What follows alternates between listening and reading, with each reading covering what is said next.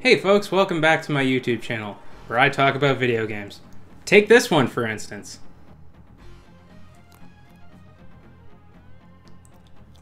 Why would a ninja want to wear such brightly colored clothes? Like, isn't the point to not be detected?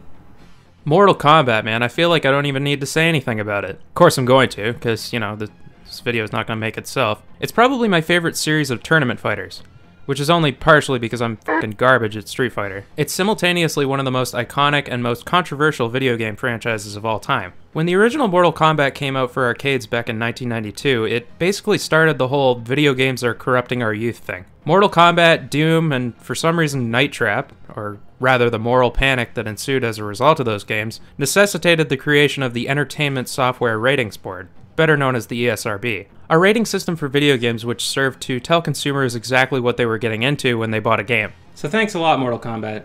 It's because of you that I wasn't allowed to play M-rated games until I was 23. My parents were very strict.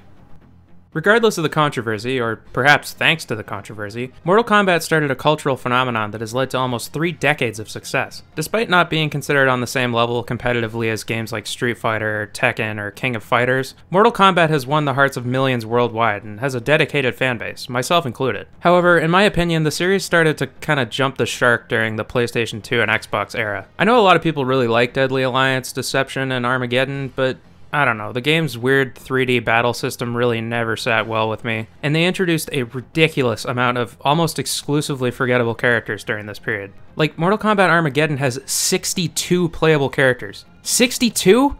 I don't even know 62 people in real life! There were so many goddamn characters in this stupid game that they couldn't feasibly have their own unique fatalities, so they had that stupid dumbass creative fatality garbage. And maybe you think that's a nitpick, but like, come on. Fatalities are one of, if not the most popular things about Mortal Kombat. How can you just omit that in favor of more playable characters? And then there's Mortal Kombat vs. DC Universe, which is a story for another time.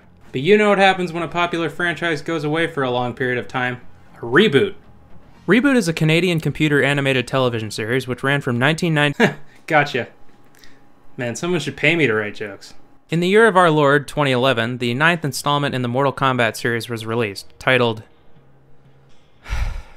Mortal Kombat. Alright, look, I know this isn't a hot take, but allow me to put it out there right now that I fucking hate it when they do this. Reboot something and just call it by the name of the franchise. Alone in the Dark, Doom, Tomb Raider, Punch-Out, Wolfenstein, Sonic the Hedgehog. Like, why? What is the purpose? It just necessitates people to give your game a subtitle like Punch-Out Wii or Doom 2016 or Sonic 06. It's because of this nonsense that this game is usually referred to as Mortal Kombat 9, which is what I'm going to be calling it for the remainder of this video. So anyway, Mortal Kombat 9 was the first game in the franchise to be released after Midway, who developed the previous Mortal Kombat games, went bankrupt and sold the franchise to Warner Bros. Instead, this game was developed by NetherRealm Studios, a development studio within Warner Bros. Led by series co-creator Ed Boon. So I mean, you know, whatever, not much of a change, same hat, different hat rack, I guess. Anyway, despite being a reboot, the game does actually take place after the events of Armageddon. After the big war that went down in Armageddon, the only 2 characters left still alive are Shao Kahn and Raiden. Right before Shao Kahn kills Raiden, Raiden uses a spell to send a message back to his former self telling him, quote, he must win.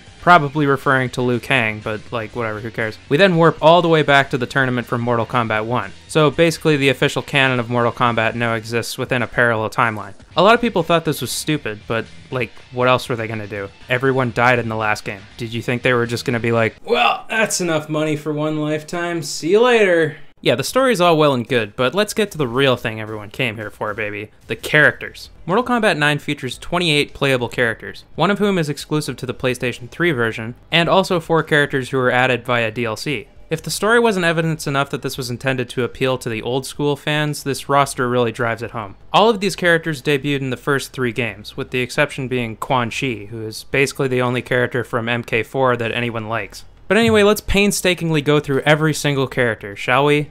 Please get excited. Baraka from Mortal Kombat 2. Hell yeah, big knife hands, scary teeth, love this dude. Cyrex, one of the 2 cyborg ninjas who debuted in Mortal Kombat 3, everyone's favorite. And yeah, of course, not my flavor necessarily, but you can't not have Cyrex. Cyber Sub-Zero, the only unlockable character and also the only brand new character available before DLC. Basically in the alternate timeline, instead of Smoke getting turned into a cyborg, Sub-Zero does, so that's pretty cool. Ermac from Mortal Kombat 3. Everyone's favorite accidental character that got made into a real character. Looking much more spooky than in the old games. Hell yeah, dude. Jade from Ultimate Mortal Kombat 3, the first of several characters who appeared as a secret opponent in their debut. She's not terribly interesting, but she's an iconic character, so obviously she's in here. Jax from Mortal Kombat 2, one of the coolest video game characters ever. He's got metal arms, like piss off if you don't like Jax. Johnny Cage from OG Mortal Kombat. Whatever. I know Johnny Cage has his fans, but I don't know, he's just like a dude. Cabal from Mortal Kombat 3, another of my favorite characters. He's got like a gas mask and these two big dope hook sword things. He's just cool. Kano, another OG 92 Mortal Kombat character. I'm pretty whatever about Kano. Like, I knew he was going to be in here, but I wouldn't have lost sleep if he wasn't. Kitana from Mortal Kombat 2, possibly also known as Blue Jade. I always thought it was kind of strange that the female ninjas are so boring in comparison to the male ones, but whatever. She's got those big fan blades going for her, so that's pretty cool. Kratos from God of War, one of the two guest characters, and obviously the one who's exclusive to the PS3 version. This is cool, he fits nicely. Kung Lao from Mortal Kombat 2. Who doesn't love spinny blade hack guy? Liu Kang from the first game. Again, not my preferred character, but I get the appeal. Molina from Mortal Kombat 2, and now we're talking, baby. Unlike Kitana and Jade, Molina is a Tarkatan? She's the same as, she's one of the Baraka people. So she has these big nasty teeth. She was always my favorite of the girl ninjas. Nightwolf from Mortal Kombat 3. I think he's cool, but you know, if you don't, fair enough. I'm just gonna stay as far away from that as possible. Moving on. Noob Saibot, who debuted as an unplayable character in Mortal Kombat 2. Another iconic character, you can't not have Noob. Quan Chi, like I said, the only character from Mortal Kombat 4, and for good reason, he's very cool. Raiden from the first game. Zappy Man, pointy hat, moving on. Reptile, the secret fighter from the first game, who has been in every game since. Obviously, Reptile is sick. I personally like him better than Scorpion or Sub-Zero. Speaking of which, Scorpion, the mascot of Mortal Kombat. Everybody loves Scorpion. Sector, Cyrex's buddy, who also debuted in Mortal Kombat 3. You can't have Cyrex without Sector. Shang Tsung, a character clearly so meaningful to me that I mixed him up with Shao Kahn in my script, so there you go. Shiva. Sindel from Mortal Kombat 3. Very cool, very scary lady. Man, this reminds me of my ex-wife.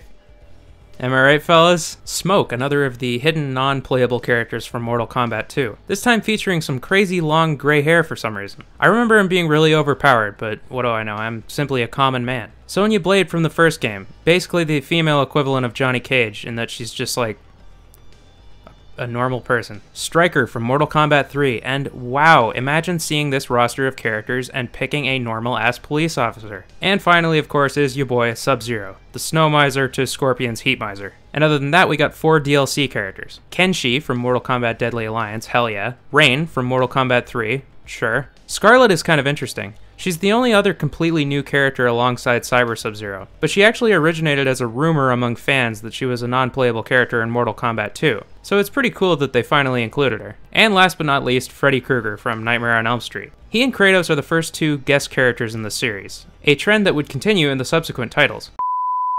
Okay, look, I didn't want to talk about this, but I feel the need to address the elephant in the room. The very sexy elephant in the room. One major point of criticism that this game got at the time was that the female characters are hypersexualized. And look, I don't like to be that Puritan, sex is evil, we should all go to church instead kind of guy. I don't think there's anything wrong with having sexually attractive characters in a video game. And I mean, this is Mortal Kombat. Sure, it would make more sense for the characters to be wearing armor and whatever, but it's not like this world is exactly rooted in realism and logic. But like, come on guys. Come on. Come on. Come on. This is a little silly. There has to be a middle ground between this and the characters being covered ankle to collar.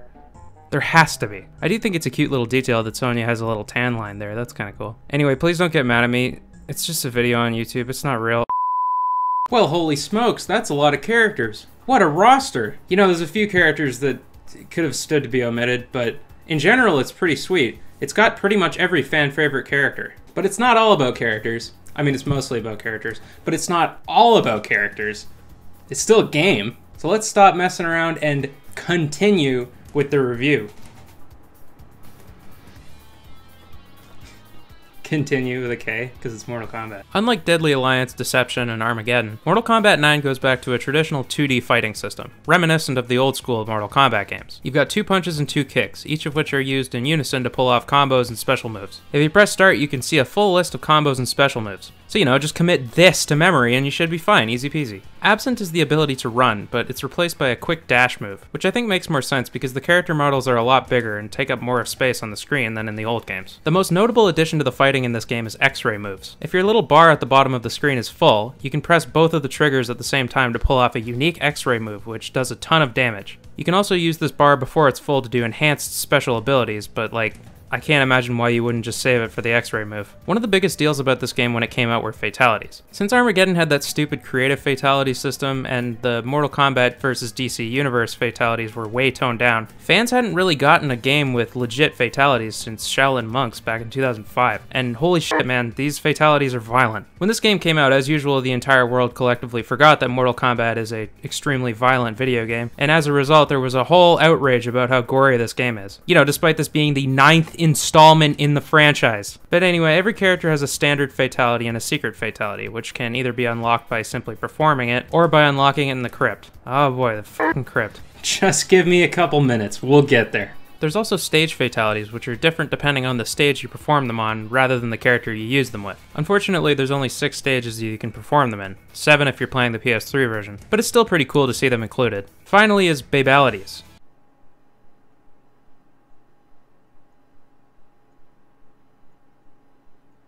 Yeah, so if you're not feeling like ripping your opponent's internal organs out, you can instead cast a spell to turn them into a baby. And then they'll do some super awesome, funny slapstick gag and start crying. I mean, this is fine. I'm glad they included it rather than nothing at all. Babalities are stupid, but I don't know, at least they have some kind of comedic element to them. They could have included animalities. Remember how stupid that shit was? But anyway, you got a bunch of different game modes here. First is the story mode, which tells you the plot of the game, obviously, and it comes in the form of chapters, each of which you play as a different character. It's kind of cool, you get to see origin stories for all the characters. Cyrex and Sector start the games as humans and get turned into cyborgs. Scorpion kills Sub-Zero, after which Sub-Zero becomes Noob Saibot, and another Sub-Zero becomes Sub-Zero. You get to see how Jack's got his metal arms.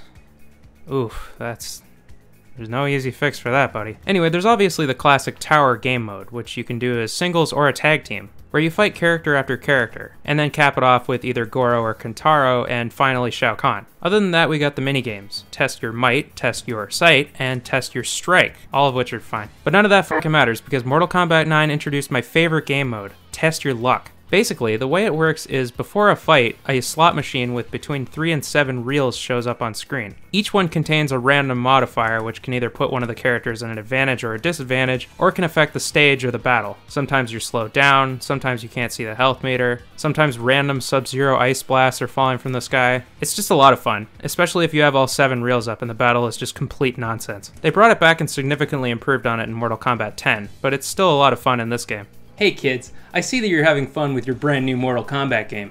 Bet you want to unlock stuff like costumes or secret fatalities or maybe some concept art or something. Well, you're in luck.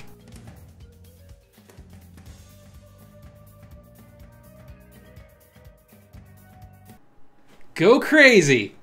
What the f*** am I looking at? So yeah, this is how you unlock stuff in the game. The Crypt. It's just a big-ass open area full of tombstones or guillotines or people dying in a swamp or whatever, and you just walk up to each thing, pay in-game currency, and hope to God that you've unlocked something you actually want, rather than like a concept art or something. Look, I don't care what anyone says, I hate the Crypt. It's the stupidest way to unlock things. The major issue I have with this is the fact that everything is random. It basically necessitates you to Google it to figure out where everything is. Like, why not just tell me what item I'm purchasing? And also, sometimes it jump scares you, so f*** off, Mortal Kombat 9. But you know what, I don't like to end things on a negative note. The Crypt is a very minor issue. Overall, I really love Mortal Kombat 9. I played the hell out of it as a teenager, and it's still a lot of fun today. Whether or not you think that it has the same charm as the old games, I think it's fair to say that the series was in dire need of a reboot at the time. I think this game not only appealed to old school fans, but also served as a way to bring life into the dying franchise that was Mortal Kombat. And hey, they gave Shang Tsung that dumbass Joker fatality, but it made it actually good this time. So that's pretty cool. So basically overall, if you like excessive violence and colorful ninjas, then this one's probably for you. Ooh. Look, you can't You can't always expect the video to end with, like, some kind of joke or something. Sometimes the video just ends.